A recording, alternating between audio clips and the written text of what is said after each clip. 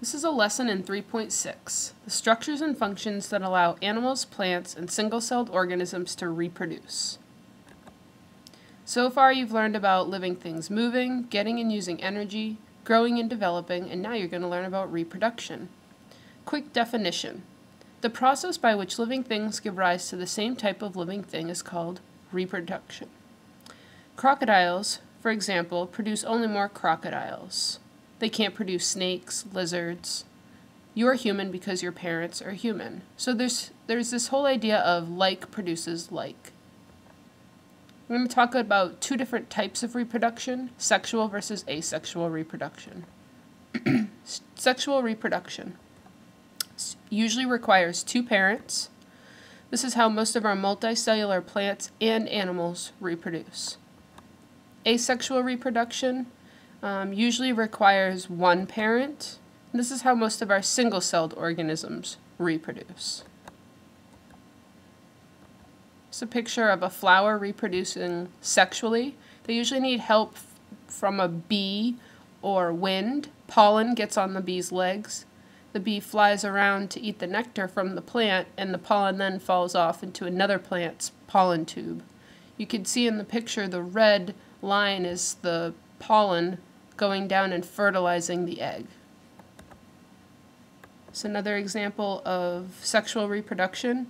Egg and a sperm, each from a mouse, one from a female, the other from a male. When they come together, the egg's fertilized. When the cell divides, it creates an embryo. It will stay inside the mother for a certain amount of time, and when it's born, it's considered to be offspring, just like you are offspring of your parents. Amoebas reproduce asexually, so there's an example of a cell splitting. One cell splits into two cells. They're exact copies or clones of each other. Algae also reproduces asexually. Mitosis. We're going to get into a little bit more detail and between sexual and asexual reproduction. Mitosis is simple cell division, or it can also be considered asexual reproduction. For example, your cells are going through mitosis right now. You have skin cells that are constantly dividing to replace old skin cells. It's a process where the nucleus, which is in the center of the cell, it's the control center of the cell. And for later, it's good to know that the nucleus also holds these things called chromosomes. So you can see in the number 1, that dark centerpiece is the nucleus, and inside there are a whole bunch of these things that look like X's that are chromosomes. So during mitosis or asexual reproduction, that nucleus divides into two nuclei. So you can see during the pictures 2 and 3, the nucleus has split apart while the cell is still one intact cell. After the nucleus splits in half, the formation of two new daughter cells begin. So you can see the rest of the cell is getting pinched off so that we have two cells instead of one cell. The original cell is called the parent cell. The two new cells are called daughter cells. They're exact copies or clones of the original cell. Single-celled organisms, such as bacteria, protozoa, and algae, reproduce through asexual reproduction. It's another process called meiosis.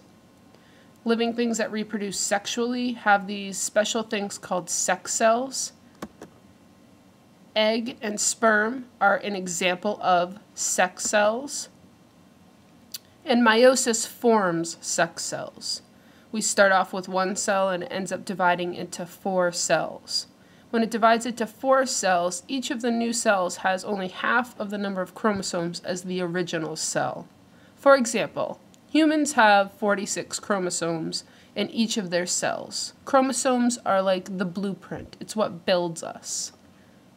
Each of our sex cells, whether we're a female, we have egg sex cells, or if we're a male, we have a sperm sex cells. Those sex cells have 23 chromosomes in them. I'm going to let you think about why an egg and a sperm each have only 23 chromosomes.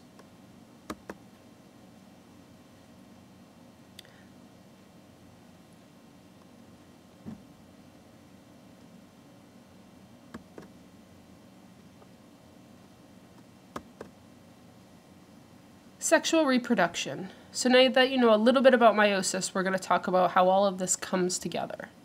Sexual reproduction occurs when the male or the sperm cell and the female or the egg cell join together to form a brand new cell. This new cell is called a zygote. The process of the egg and the sperm joining together is called fertilization. That new zygote is the very first cell of a new organism. Now that zygote has a complete set of chromosomes, or 46 chromosomes in a human. Half of those chromosomes, 23, are from one parent, and half of the chromosomes, the other 23, are from the other parent. Just like half of your information is from your mom and half of your information is from your dad. Now here's where your worlds will collide. Hang on. The zygote will then divide through mitosis, just like your skin cells. So one cell divides into two cells divide into 4 cells, and that zygote will continue to divide and divide and divide until it forms as many cells as it needs to make up the body of an organism. Just think, once you were only a zygote. Couple of visuals for you. This is a picture of meiosis. So one cell ends up as 4 cells, and those 4 cells each have half of the information as the original cell. The second picture is of fertilization. So there's a picture of an egg and a sperm meeting. The next step is that we would have a zygote. And you could see our zygote has, there's 5 different pictures of the zygote, and each time the picture is progressing, so you could see that it's going through mitosis. In order to demonstrate your knowledge, I have included a couple of note takers.